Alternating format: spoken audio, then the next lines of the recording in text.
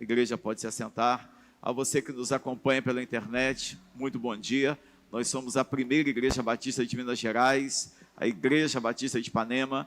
Meu nome é Fernando, eu sou o pastor desta igreja, junto com o pastor Dito, junto com o seminarista Samuel e o seminarista Tiago, conduzimos este lindo rebanho na direção do céu.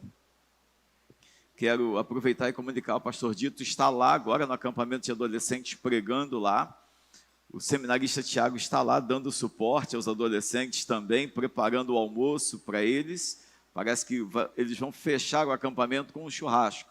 Então o Tiago foi para lá para dar o suporte. Parte da comida está sendo feita aqui na cantina da igreja pelas irmãs.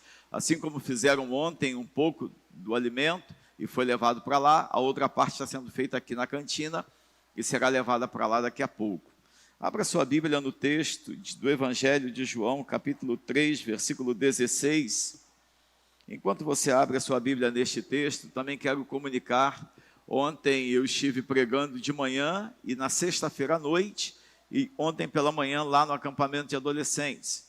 Ontem à noite tivemos culto jovem, foi uma bênção, a palavra que o seminarista Tiago nos trouxe, liderados pelo irmão Assoir, junto com a irmã Luísa, que estavam aqui. Foi uma bênção o trabalho. Nós louvamos a Deus, obrigado, pelo que Deus está fazendo na vida da nossa igreja. A próxima sexta-feira, os casais, um grupo de quase 27, 30 casais, estaremos saindo para o hotel no Alto Caparaó, onde teremos o nosso primeiro encontro de casais no hotel. Chegaremos na sexta-feira à tarde, o check-out, o check-in será feito a partir das 15 horas e sairemos no domingo após o almoço, pela manhã, após o almoço. Então sairemos de lá por volta de 14 horas. Já temos uma pessoa de lá do Alto Caparaó, que será um dos preletores do nosso encontro, será um tempo muito abençoador. A ideia é fortalecer mesmo os laços dos casamentos, dos casais, é trazer para a igreja uma visão nova de casamento, uma visão nova do que seja família, o papel do marido, o papel da esposa, retomando alguns princípios fundamentais que eu diria são basilares e determinantes para a longevidade de um casamento. Dentro do tema proposto para o mês da família, que é com fé e obediência, farei a obra no meu lar, nós seremos ministrados lá no encontro de casais, a partir deste tema, pelo pastor Adriano, que é pastor da segunda igreja batista lá mesmo, do Alto Caparaó, uma bênção, um homem de Deus, já esteve pregando aqui em outras oportunidades, ele vai ministrar para nós lá. E no domingo pela manhã aqui na igreja, nós estaremos lá, mas no domingo pela manhã aqui na igreja, o psicólogo Maxwell vai abrir o mês da família, falando sobre esse tema para a nossa igreja. Então já ajustamos, eu havia convidado o pastor Valdinei estará fora também, falando no encontro de casais, acho que em Espera Feliz, e ele vai estar ministrando lá. Então no domingo pela manhã, Maxwell, psicólogo clínico aqui da cidade, estará nos abençoando e trazendo uma palavra. Aliás, além de psicólogo, ele é diácono, é líder, braço direito do pastor Valdinei, lá na igreja presbiteriana, na Nova Cidade, inclusive foi indicado pelo próprio pastor Valdinei. Irmãos, nós estamos caminhando para o final da nossa campanha de missões mundiais. Louvo a Deus, como muito bem falou aqui o Samuel, pelas ofertas que foram trazidas. Ainda não alcançamos o alvo, o nosso alvo é R$10.000, chegamos a 8.800. Acreditamos que com a cantina logo mais e possíveis ofertas que ainda entrarão, pela fé ultrapassaremos o alvo. Mas me deixe chamar a sua atenção e a minha própria atenção para um fato. A nossa oferta de missões, ela torna-se muito pequena, se ela for pensada só a partir da contribuição financeira. Se pensarmos que o nosso papel com a obra missionária é só enviar dinheiro para que pessoas lá longe façam o trabalho missionário, preguem o evangelho, a nossa campanha é paupérrima, é pequeníssima, ela é insignificante. Porque o propósito de Deus com a obra missionária não é só que as igrejas enviem dinheiro para que missionários pelo mundo afora preguem a palavra. O propósito de Deus com a obra missionária é aquilo que os membros da igreja veem toda semana, quando eu publico fotos das devocionais que faço, acho que em 14 lugares. O Tiago publica fotos de várias devocionais que ele faz, em vários lugares também. E o pastor Dito também publica fotos no grupo da igreja, nos grupos da igreja, dos lugares onde vamos pregar a palavra de Deus. Esse é o propósito de toda a campanha de missões, levar o evangelho. Nós temos que nos preocupar um pouco mais com isso. A nossa cidade é uma cidade que precisa do evangelho. Na sexta-feira, eu cheguei de viagem na quinta-feira à noite.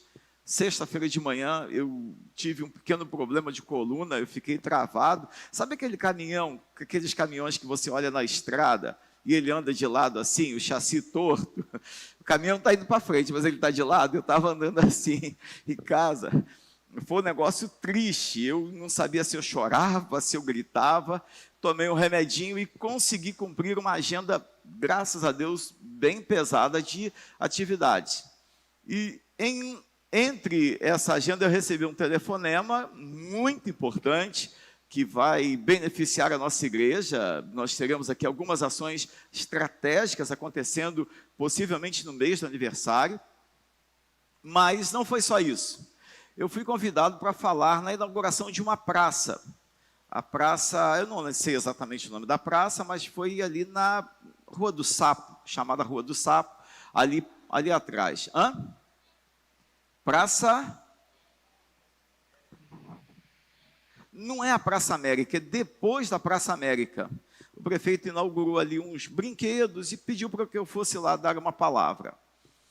E eu tomei a liberdade de propor ao prefeito e à secretária de saúde que estavam lá algo novo, algo novo. Os irmãos sabem o quanto eu amo falar de Jesus.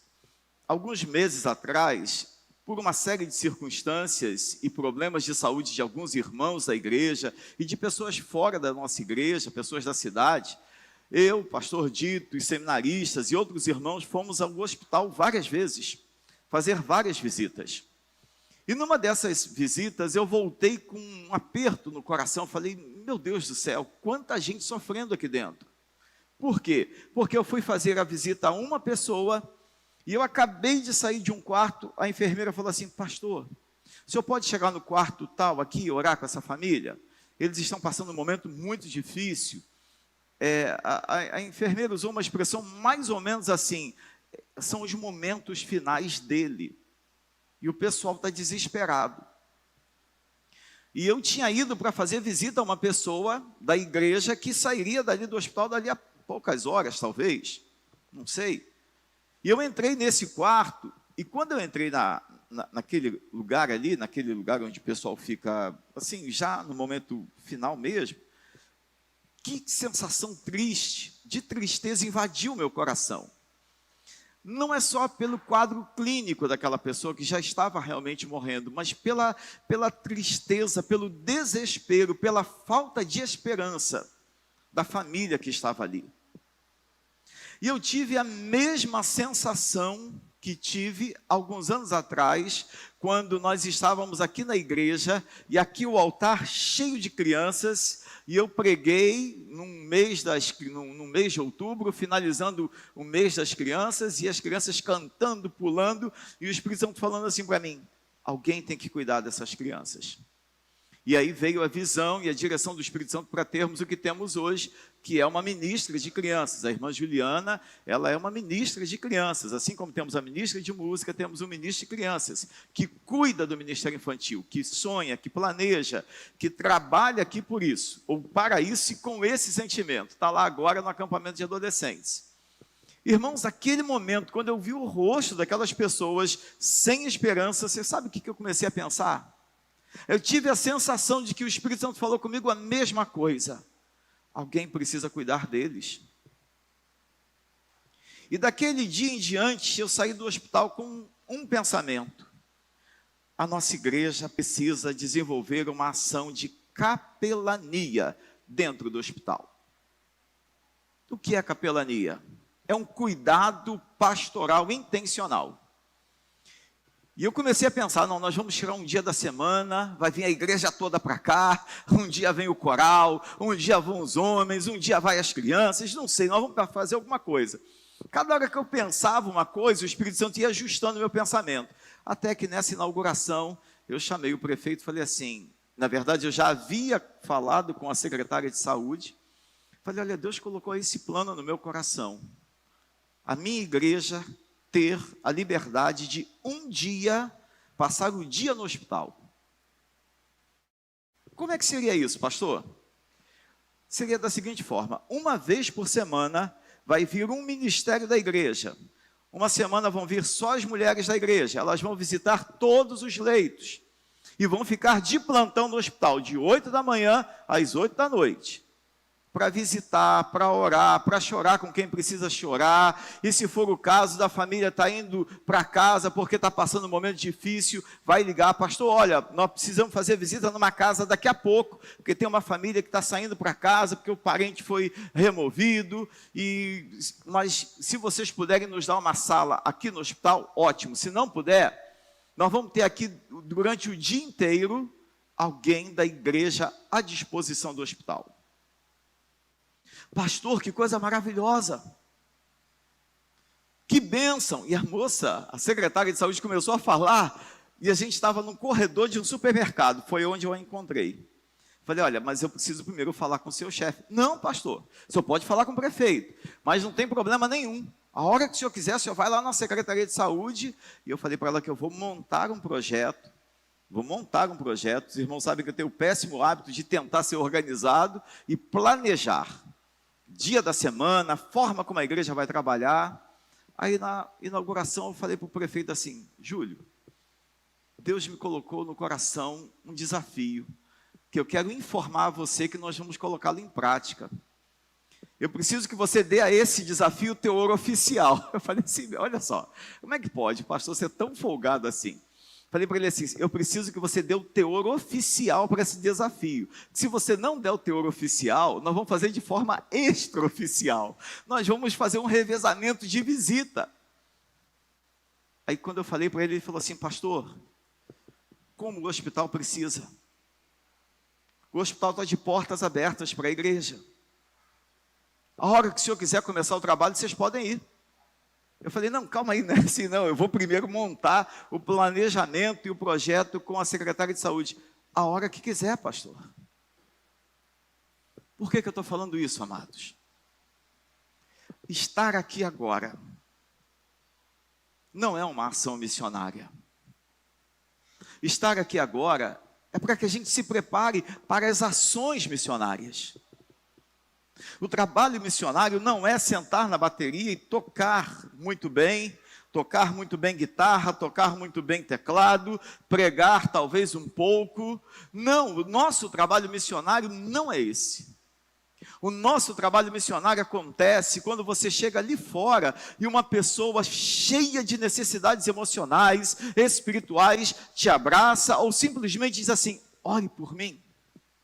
E aí você, ao invés de só orar pela pessoa, tomado pela presença do Espírito Santo que habita em você, cheio de compaixão, cheio de amor, cheio de graça, você diz assim, quer saber, eu vou orar por você agora.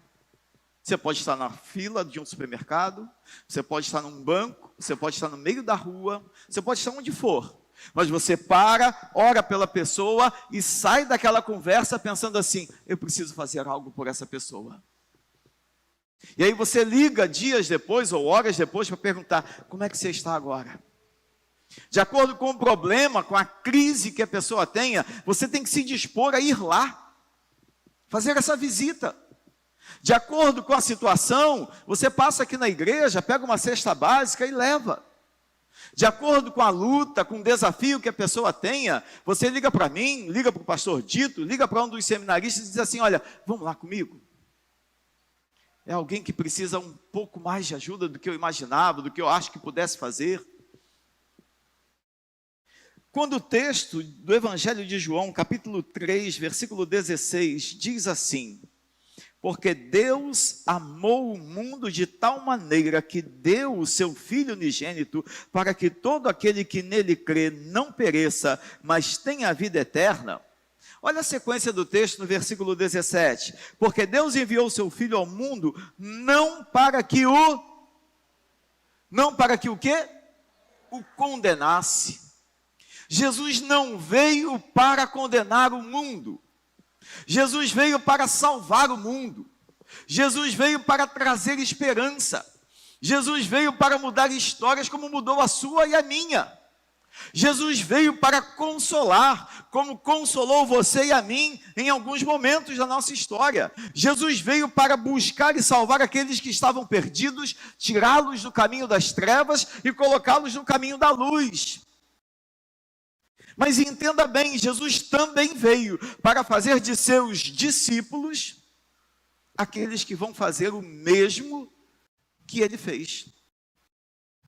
O nosso enorme desafio não é um novo templo. Já disse isso várias vezes para a igreja. Eu jamais começaria a obra do novo templo se eu não tivesse convicção de que ela já está pronta no coração de Deus. Eu não comecei porque eu acho que a igreja precisa de um templo melhor. Eu não comecei por vaidade. Quando o arquiteto me perguntou assim, pastor, como é que o senhor quer um novo templo? Não sei se o Silvio vai lembrar, se a Marta vai lembrar, se o Gênesis, o pessoal da comissão vai lembrar. A única coisa que eu disse para ele, tem que ter uma cruz no ponto mais alto. Tem que ter uma cruz no ponto mais alto. O templo tem que ser visto de longe, se possível lá da entrada da cidade. Eu sei que isso não é possível, óbvio. Mas a cruz, ela tem que estar no lugar mais alto, porque a cruz é o maior símbolo do sacrifício deste versículo que acabamos de ler. Deus amou o mundo de tal maneira que ele mandou o seu Filho para a cruz por nossa causa. Então nós não começamos o templo por uma questão de vaidade. Nós não começamos o templo porque a gente acha que tem que ter um templo mais bonito, mais confortável, porque o outro estava velho, ruim. Não, nós começamos o templo porque Deus disse assim, é hora, é tempo de um novo templo. Quem está aqui há mais tempo comigo vai lembrar que foi esse o tema que Deus me deu após o aniversário da igreja. No final da pandemia, eu fui para o lugar onde estava o tema da igreja e eu batia, dizia assim, olha, esse é o tema do nosso aniversário do ano que vem. É tempo de um novo templo, é tempo de um novo templo. Trouxemos pastores, pregaram sobre esse tema, até que Deus falou assim, agora é a hora do novo templo. Mas por que é a hora do novo templo? É hora do novo templo porque a gente teve ontem quase 140 crianças no futebol. Fora aproximadamente 40 crianças na sexta-feira de noite. E pela fé nós vamos começar o judô para eles daqui a pouco. É tempo de um novo templo porque cada vez que o nosso coral canta, a igreja fica cheia e fica apertado. É tempo de um novo templo porque nós temos uma escola bíblica dominical que graças a Deus não cabe mais. A gente está usando uma escola emprestada. É tempo de um novo templo porque temos um ministério de casais que está alcançando famílias e algumas que não são da igreja e pessoas estão se convertendo. É tempo de um novo templo porque estamos fazendo 40 dias de jejum e oração e famílias serão abençoadas, salvas, transformadas. A obra de Deus está acontecendo. É tempo de um novo templo, sabe por quê? Porque Deus nos chama para avançar. Deus nos chama para avançar. Alguns meses atrás, um pastor me ligou pedindo conselhos em relação à permanência dele à frente da igreja em que ele está. Se ele deveria ou não sair. E eu fiquei meio assim, porque é um pastor relativamente mais experiente que eu, e ele falou assim para mim, eu estou te pedindo conselho porque você para mim é um mentor. Fiquei meio constrangido, porque eu não me sinto mentor de ninguém. Eu me sinto um cara extremamente esforçado. Eu acho que é por saber que eu sei tão pouco, tenho um conhecimento tão ainda fraco, que eu me esforço tanto para aprender mais. Então eu sou um estudioso constante. Eu sou um leitor, alguém que observa aspectos bíblicos, teológicos, arqueológicos do comportamento humano. O tempo todo eu estou vendo coisa, tentando agregar conhecimento e informação. Mas esse colega pediu informações. E falou assim, olha, eu queria que você orasse, eu queria conversar com você sobre essa situação que eu estou vivendo. E o que você acha que deveria ser fator determinante para um pastor sair ou ficar na igreja? Para ele ficar ou para ele sair? Tentei falar para ele da minha pouca experiência, mas um dos fatores é a visão que Deus tem te dado. A hora que Deus parar de dar a você visão, direcionamento, sonhos, a hora que você parar de sonhar com o futuro da igreja, parar de sonhar com coisas grandes para aquele ambiente, não é que o seu ministério acabou, o seu ministério acabou ali. E para isso você tem que ser homem, você não tem que esperar convite, você não tem que esperar uma outra igreja e dizer assim, vem para cá. Pode ser que Deus use uma outra igreja para te convidar, mas normalmente, para quem realmente é dirigido pelo Espírito Santo, Deus fala assim, olha, seu tempo aqui está acabando, coloca em prática esses projetos e quando eles terminarem, eu vou tirar você daí. Mas você não tem que esperar receber convite. E ele achou uma palavra assim um pouco desafiadora, e eu disse para ele que essa palavra reside não no ministério atual, mas na forma como Deus o chamou para a obra, e ele se coloca nas mãos de Deus. E por que eu estou dizendo isso? Porque eu não paro de sonhar com a nossa igreja. Eu estava no acampamento de adolescentes, na sexta-feira de noite, e ontem de manhã, e eu fui muito comprometido com as coisas que Deus colocou no meu coração para falar para os nossos adolescentes. E depois de ter falado algumas coisas, eu disse para eles assim, vocês sabem o que eu estou vendo daqui? Eu estou vendo o futuro da igreja. Eu estou vendo aqui o próximo pastor da igreja, o próximo vice-presidente da igreja. Eu estou vendo aqui diáconos na vida da igreja. Eu estou vendo aqui homens e mulheres que serão bênção na cidade de Ipanema, mas serão poderosamente usados na igreja. Eu não consigo olhar aqui nesse grupo de crianças, de adolescentes, e ver gente que vai pegar caminhos de comportamento sexual que a Bíblia condena. Eu não consigo ver aqui nesse grupo de adolescentes, crianças e jovens, ou adolescentes que vão se tornar jovens, que daqui a pouco vão estar engravidando sem casar, que daqui a pouco vão estar sentados em rodas de bar, bebendo, envolvidos com prostituição, com criminalidade, com coisas erradas. Eu vejo gente santa sendo levantada aqui. Mas foi algo tão poderoso que até as crianças e adolescentes disseram isso. Eu fiquei impactado com a reação deles, uma reação muito positiva. Amém, pastor, glória a Deus. E na primeira noite do acampamento nós ajoelhamos e oramos, consagrando a vida de todos eles ao Senhor. Por que eu estou dizendo isso para você? Porque isso é missões. Deus levantou a nossa igreja como uma igreja missionária. Não há espaço para não fazer missões. Quando pessoas chegam para a igreja e dizem assim, pastor, eu acho que aqui é meu lugar, coisa e tal, eu estou entendendo que Deus tem um plano para a minha vida aqui, Deus está mandando eu vir para essa igreja. Eu digo assim, olha, se Deus está falando com você que aqui é o seu lugar, tenha certeza de uma coisa. Primeiro, você é a resposta das minhas orações. Eu oro pedindo a Deus para mandar gente santa e comprometida com a palavra de Deus.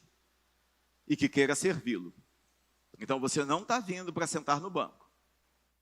Segundo, se o seu caso é vir para ficar no banco, ótimo, não tem problema. Algumas pessoas Deus traz aqui para a igreja, elas são tratadas, são cuidadas, e eu mesmo depois digo para elas assim, agora você deve buscar o seu pastor. Nós temos pessoas que já frequentaram a nossa igreja e que não são membros aqui. E que nem serão. Sabem por quê? Porque elas vêm para ser tratadas. Vêm para ser ministradas no gabinete pastoral. Elas não conseguem se envolver com nada. Não se veem na vida da igreja. Mas é impressionante como Deus tem trazido gente que com um pouco mais de 6 meses já está envolvida na vida da igreja. É coral, é ministério infantil, é uma área, é outra. Aí quando você vai ver, poxa, parece que fulano está aqui há 10 anos, pregando, dando palestra. Eu estou olhando aqui para o Dante e para a Lourdinha. Parece que a gente convive o quê? Há uns 10 anos? Há uns 15? Mas tem o quê? 1 ano e meio, 2 anos? Por aí. Estou olhando lá na Paula, a mesma coisa. E vários outros. Por que isso? Porque Deus quer usar a nossa igreja de forma missionária. No amor do Pai, há uma missão para essa igreja na cidade de Ipanema. Eu preciso que você pense assim. Deus quer que você pense assim. Há uma missão na cidade de Ipanema e eu faço parte dela. Deus quer usar a minha vida para que eu cumpra essa missão. Para que a minha igreja faça a diferença. Antes de terminar, eu quero lhe fazer uma pergunta simples. Como é que você entende o texto, principalmente a primeira parte do versículo 17? Porque Deus enviou seu Filho ao mundo, não para que o condenasse, ou não para que condenasse o mundo, mas para que o mundo fosse salvo por ele. Como é que você entende essa parte que diz assim, não para que o condenasse? Você já prestou atenção? Como a gente tem facilidade de ver defeito no outro? Se alguém falar de defeitos que eu tenho, diga para a pessoa assim, para. Conversa com o pastor, porque ele vai te dizer mais defeitos ainda. Não precisa falar para mim dos defeitos dele. Ele tem muito mais do que esses. Jesus não veio para que a gente ande com uma lista de pecados alheios para confrontar ninguém ou para falar por trás de ninguém. Jesus veio para nos salvar e nos levar a salvar os outros. E aí, sabe quem vai julgar a todos? Ele. Ele. Esses dias eu ouvi um negócio que não me deixou triste, me deixou triste pela pessoa que fez isso. Uma pessoa falou assim para mim, pastor, tem uma pessoa da minha família que eu quero muito ganhar para Jesus, mas ele conhece uma pessoa que não gosta do Senhor. Eu falei, uau! Aí eu perguntei por quê? Porque se foi por algo que eu fiz de errado, eu preciso ir lá pedir perdão. Não, porque o Senhor confrontou. É uma pessoa que se diz crente, mas não é. E a pessoa falou tão mal do Senhor, mas o meu marido viu que o Senhor não é nada disso. E o meu marido descobriu quem é a pessoa. Só que até que o meu marido descobrisse isso em relação ao Senhor, ele não passa nem na calçada da igreja. O que eu estou fazendo? Estou me aproximando desse moço. Eu vou me defender em relação ao que o outro fez? Não, eu não preciso disso. Deixa eu dizer para você uma coisa. Não perca seu tempo deixando o diabo usar a sua vida. Com nada. Não é do pastor, não. Às vezes, você vê alguém aqui na igreja que você acha que não devia estar aqui. Deixa eu dizer para você, esses bancos são bancos para sentar prostitutas, bandidos, policiais, pessoas com comportamentos sexuais equivocados, traficante, todo tipo de gente. Sabe por quê? Eu costumo dizer que eu sou pastor do polícia e do bandido. Eu sou pastor do adúltero e da esposa que sofre com o adultério do marido que sofre com o adultério da esposa. Eu sou pastor do enfermo e sou pastor do curado. Igreja é lugar de cura. Então, se você que nos acompanha pela internet, que nos visita, ou que é membro da igreja, por algum motivo você está insatisfeito com quem quer que seja, deixa eu dizer uma coisa para você. Você também é motivo de insatisfação para alguém, pô.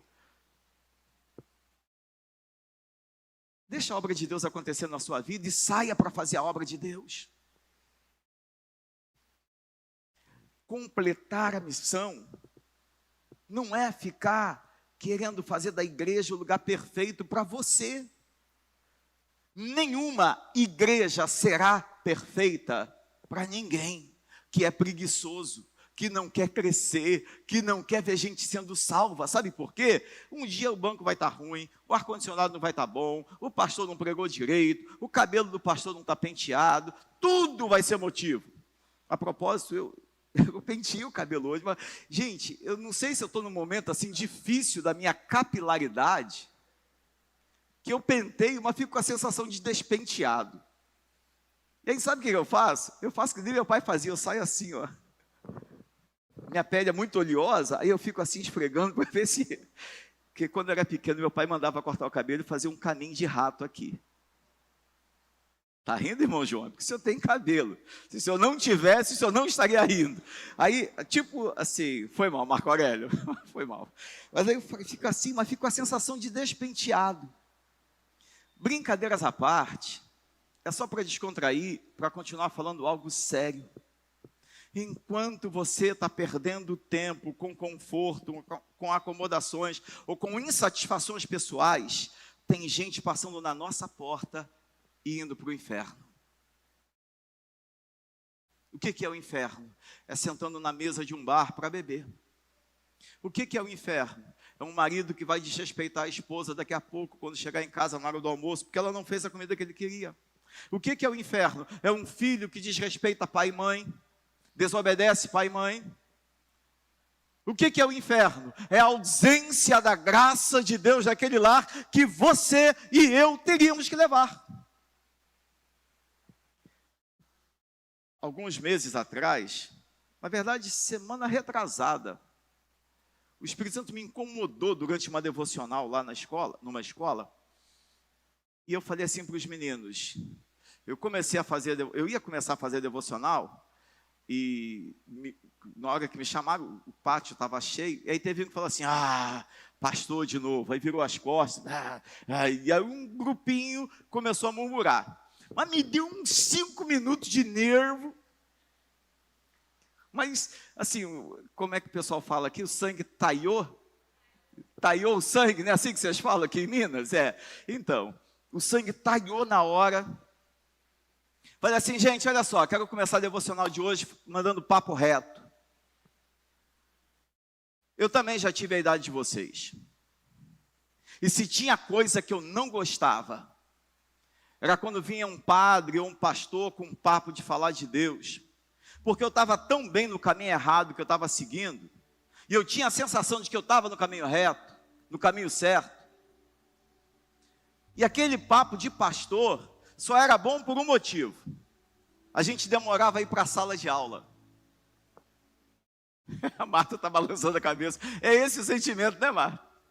Aí eu falei para eles assim, deixa eu dizer para vocês uma coisa. Eu sou pastor daquela igreja que fica lá em frente ao Nilo, do lado daquele supermercado. E eu quero que todos vocês entendam uma coisa. Nenhuma igreja nessa cidade ama tanto vocês quanto a minha igreja. E eu quero que todos vocês, o dia que passar naquela porta, pense assim, aqui dentro tem um pastor que é meu amigo. E para o que eu precisar, ele está pronto a me socorrer. E vou dizer mais. A hora que você estiver pensando em beber, a hora que você estiver pensando em transar de forma errada, a hora que você estiver pensando em usar droga, pode bater lá na igreja. Pastor, estou saindo agora para comprar droga, mas eu queria que você orasse por mim. Pode falar assim. Pode falar assim. E se eu não estiver lá na igreja, qualquer irmão, olha o que eu fiz com vocês, irmãos, fica preparado. Qualquer irmão que você souber que é da minha igreja, você vai dizer assim, ó, o pastor esteve lá na escola e me deixou um desafio. Eu estou triste porque meus pais estão brigando, estou pensando em beber, estou começando a entrar no caminho do crime, portando arma, usando droga, mas o pastor falou para eu passar aqui na igreja e pedir alguém para orar por mim, para eu sair desse caminho. Você pode fazer isso. Mas agora eu quero só 5 minutos da atenção de vocês, enquanto eu faço a aplicação da palavra. Nosso Deus, pensa num silêncio. Os olhos ficaram assim vidrados. Talvez eles estivessem esperando que eu brigasse com eles. talvez eles estivessem esperando que eu dissesse assim: eu não volto mais aqui nessa escola, cambada de rebeldes. Não. Não. Sabe por que não? Porque todos os lugares que eu vou fazer devocional, eu vejo como uma mini igreja. É uma mini igreja. Por que é uma mini igreja? Porque a gente canta, não. Porque é um lugar em que o Espírito Santo escolheu para usar a minha vida e derramar poder. Tem os 10 ali que são crentes, um pouco mais, um pouco menos. Mas é um lugar em que Deus opera. Tenho certeza. A palavra que tem sido lançada nas escolas e por onde eu vou, por onde o Tiago vai, por onde o pastor Dito vai, não volta vazia. Daquele portão para dentro é lugar de treinamento. Pense assim: quando o novo templo estiver pronto, enquanto eu for pastor, depois é outra história, mas eu espero que não mude isso. Mas enquanto eu for pastor desta igreja, do portão da igreja para dentro é lugar de treinamento, para que do portão para fora seja lugar de salvação. Todos os membros da igreja, desde a cabeludinha pequenininha ali, ó, do bebê mais novo da igreja, ó, o irmão mais experiente aqui, né? Não é o irmão João não, irmã Durcília talvez, deixa eu ver quem. Jennerson já pinta cabelo, eu sei disso. Foi mal, Jennerson, só para não perder a viagem. Do irmão mais novinho ao mais experiente, todos nós temos uma missão nessa cidade. Alguém que Deus quer salvar através da sua vida. Alguém que Deus quer salvar através da sua vida. Fale mais do amor de Deus. Se deixe usar. Mateus, prepara a sua casa para a gente fazer um cultão lá. Começa a avisar seus vizinhos, tá bom, Raquel? Vê o coração, o negócio aqui, tá? É sério. É sério mesmo. Pode começar a preparar e a gente vai combinar a data. Em nome de Jesus, tenha coragem de dizer: Senhor, eu quero ser usado para salvar vidas. Com fé e obediência, faremos a obra. Amém? Vamos ficar de pé e vamos orar? Eu quero pedir a você que ore de maneira muito específica. Muito. Mesmo você que está nos visitando agora de manhã, você que nos acompanha pela internet, eu quero pedir que você ore de maneira específica por uma pessoa que você quer ver salva. Uma pessoa que você gostaria de ver sentada do seu lado, cultuando a Deus com você. Uma pessoa que você gostaria que entrasse no batistério, depois de receber a Jesus como Senhor e Salvador, depois de ser discipulada, obviamente, se for aqui na igreja. Você que nos acompanha pela internet, talvez você ore por alguém aí da sua cidade, um parente que você quer ver salvo. Mas ore assim, peça a Deus para usar a sua vida para salvar essa pessoa, e comece a fazer isso agora. Assim você vai completar a missão que Deus tem na sua vida. Com o seu olho fechado, com a sua cabeça abaixada, diga para Deus: Senhor, eu quero ver fulano salvo, quero ver fulana salva. Senhor, eu quero ver esse irmão aqui meu parente, quero ver meu filho. De repente alguém que você já viu aqui na igreja, que você já viu em outra igreja. De repente o Espírito Santo está lembrando você agora de alguém que você já viu trabalhar na igreja. A pessoa já trabalhou nessa igreja ou em alguma outra, no altar, já evangelizou, e hoje a pessoa está afastada, fraca na fé, talvez até esteja lá no mundão. Ore por essa pessoa agora. Ore e diga: Senhor, eu quero ver fulano, fulana salvo, alcançado. Use a minha vida. Pai, a tua igreja ora desta forma nesta manhã, porque entendemos que com fé e obediência faremos a obra. Entendemos que com fé e obediência completaremos a missão. E nós queremos nesta manhã reafirmar o nosso compromisso com o Senhor, de uma igreja que quer ver vidas salvas, histórias mudadas. Julgar caberá ao Senhor. Defeitos, identificar defeitos, tratar defeitos, caberá ao Senhor. A nós nos cabe levar a boa nova do Evangelho. A nós, o que nos cabe é levar a tua santa palavra. O que nos cabe é fazer com que aquele que está perdido seja pelo Senhor achado. Nós queremos ser pelo Senhor achados, guardados, salvos. Obrigado porque um dia o Senhor me achou e me salvou. Um dia, pela tua graça, a tua palavra foi pregada a mim, o meu coração se abriu e o Senhor entrou na minha vida, me deu o teu Espírito Santo e me salvou. E eu sei que eternamente eu estarei com o Senhor. Senhor, obrigado porque nesta igreja há um número muito grande de pessoas que o dia em que fecharem os olhos nesta terra, abrirão os olhos na tua presença. Senhor, mas nós somos uma igreja que quer ver toda a cidade de Ipanema, as cidades circunvizinhas e até os confins da terra. Nós queremos ver a obra sendo feita, a missão sendo completada. Use a nossa igreja para ir mais longe do que o nosso dinheiro pode nos levar. Nós queremos ir, queremos chegar onde a mão e o poder do Senhor podem nos levar. Oro também pelas pessoas que nos acompanham pela internet e que se sentem desafiadas a completar a missão.